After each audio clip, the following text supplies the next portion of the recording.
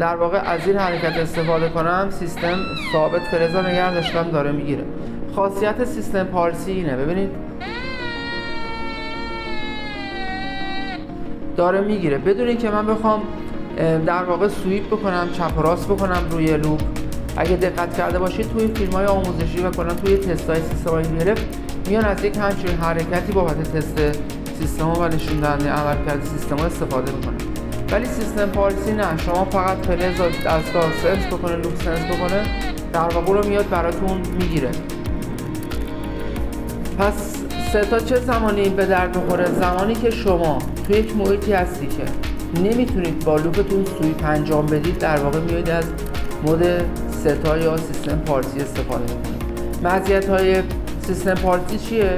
اینه که عمق بیشتری برای شما میزنه و نیازی هم به سویپ کردن لوپ ندارید، ولی باید دقت بکنید که خیلی آروم با دستگاه حرکت بکنید و با عجله حرکت نکنید و فاصلتون هم با زمین زمانی که از مود ستا استفاده میکنید حفظ بشه. چون سیستم روی مود پارسی هست، ممکنه بوق اضافه سیستم داشته باشه، ممکنه حالا عدم ثبات را شما داشته باشید روی گزینه ستا.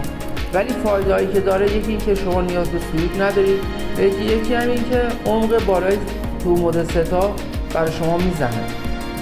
خب دوستان این توضیح مود ستا بود. توی فیلم بعدی ما میام در واقع مودهای ژنرال، کوچ، دی آی 2، دی آی 3، دی آی 4، دی آی 99، دیپ و سایر مودها را خدمتتون آموزش میدیم. خیلی ممنونم که به این ویدیو توجه فرمودید. موفق و مؤید باشید. خیلی ممنونم که به این ویدیو توجه فرمودید. موفق و پیروز باشید.